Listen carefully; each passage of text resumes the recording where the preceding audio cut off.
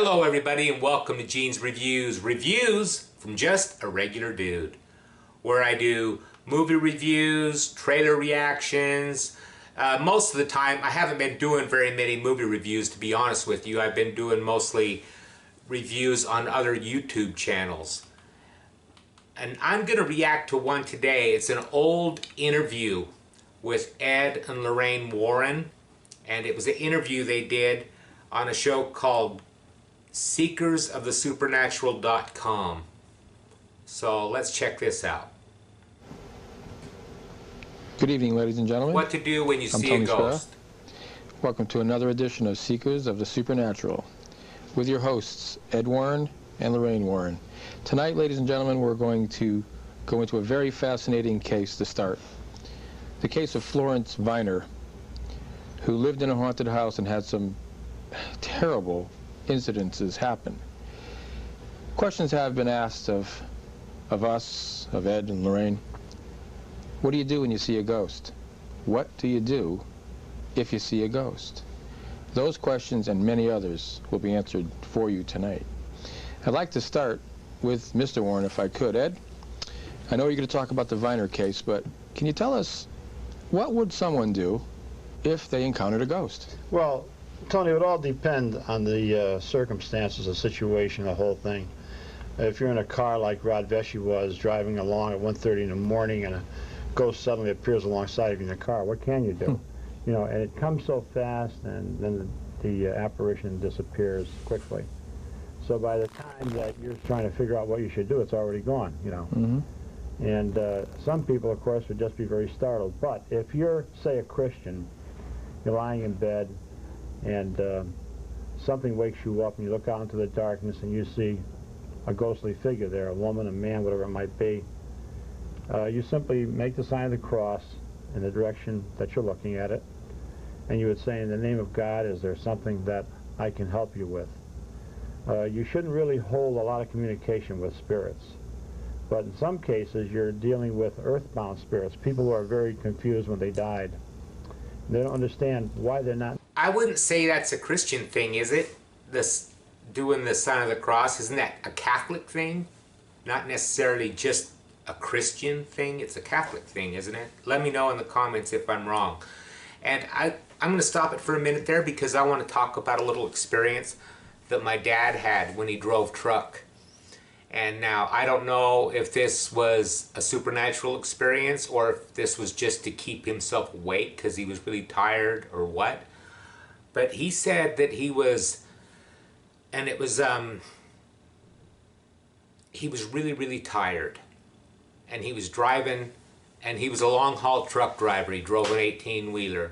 And I actually worked with him for a year, driving team with him. But he was driving along, and he remembered pulling over and picking up a hitchhiker and sitting and talking to this guy for like hours and everything. And the guy looked like, you know, just a hitchhiker, long hair, beard, all that stuff. And he drove and talked to this guy for hours, and he looked out the window and looked back, and there was nobody there. Now, I don't know if he made all that up just, you know, to keep himself awake or what, but it really freaked him out. It actually scared him, and he said he pulled over into a rest area and just got back into the sleeper and went to sleep and slept for like 10, 12 hours straight. I mean, just said, screw it, I'm not driving anymore because it freaked him out too much. He didn't know if he had, you know, made the whole thing up, or maybe it was a spirit or a ghost or something like that. I don't know. Let me know what you think. That physical body anymore, and they're drawn to the aura of a very sensitive person. And during the sleeping state, as you wake up, you are in a good situation where a spirit can reach you, because you're on that same astral level. So I would suggest that you simply say, in the name of God, is there something that I can do to help you? If it's an evil spirit, it will disappear immediately. If it's a positive one, say it's a relative or some spirit that's just been drawn to you, then you might get some communication. I know there's been people that have seen spirits of children, of adults, and they get very frightened, and they'll jump up and run out of the room. Well, that's natural reaction for most people. But actually, what you should do is to find out what it is, what they want. It's kind of like this woman over in Torrington. It was her own husband that would show up. And she woke up one night soon after he died, about 6 months later, which I think was beautiful, but it scared her. And he would be sitting right in the chair, just like you're sitting there. And he would say, "Are you all right, dear?" And she got so frightened, she jumped out of bed and ran out of the house and wouldn't come back for a few days. And then the same thing happened when she went back in again. She jumped out of bed and ran right, out of the house again. So the third time, her daughter said, "Mom, why don't you just ask Dad what he wants or tell him that you are perfectly all right?" Which she did, and she seen him get up. He was sitting in a chair. He got up, he walked down the hallway, and she never seen him again. But he was disturbed by the fact that something was bothering the wife, which of course it would be. He was trying to put her mind at ease.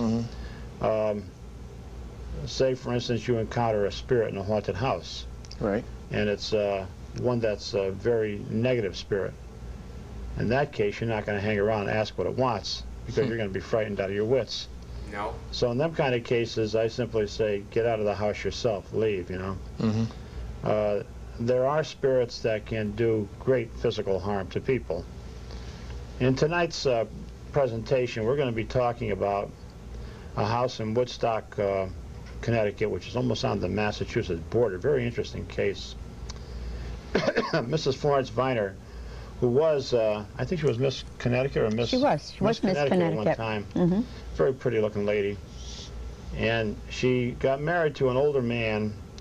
They bought this old inn, an old Revolutionary inn it was, not realizing it, that it was very haunted. And soon after they moved in, they had the farm hands, some of them who would live upstairs in this home. And the farm hands would go to bed with knives under their pillows. One even had a gun, and they said, "Well, why do you have knives? Why do you have guns?" And they said, "Well, we're frightened to stay up there, Mrs. Viner." She said, "Frightened of what?" They told her that, the doors would open and close, the beds would shake, they were scared, they would hear somebody running up the stairs. They would hear what sounded like a fight between two men going on. They would hear the clash of swords, and this would really frighten them. So one night she was home alone, and her husband didn't come home yet. She was waiting for him to come home. And all of a sudden she heard something open the door, pounding on the door, open the door, footsteps ran up these stairs. Then she heard what sounded like a fight between two men, and then two thumps. Well, she said that, she was so frightened, she went in and she got her .22 revolver. Jeez. She went upstairs, but she couldn't find anything. Came down again, and then she told about other incidents occurring where she would be lying in bed, and suddenly she would hear this loud roaring sound. She said it sounded almost like a foundry. And her husband wouldn't hear a thing. He would be almost like in a state of thantomania, paralyzation. She couldn't even wake him up.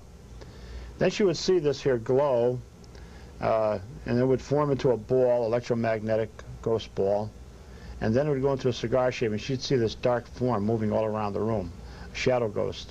But I think it's important, Tony, to realize, or for our viewers to realize, like Ed just gave reference to her husband and how he was affected. That is very, very common. The majority of the cases that are brought to our attention, they will tell us the woman of the house. Remember that women are more sensitive, so women Lorraine, I have to perceive correct you. things. They're not patients, they're clients. If they were patients, they'd be in a mental institution. What patients? You said patients, didn't you? No, I said. I don't know, I find that kind of interesting. I don't know, I've never really seen a complete interview with them before. That was kind of cool. This is Ed and Lorraine Warren, What to Do When You See a Ghost. It's from the channel Ali Mazurin, M-A-Z-U-R-E-N. Ali is A-L-I. So anyways, let me know in the comments down below what you think. Let me know what you think that happened to my dad.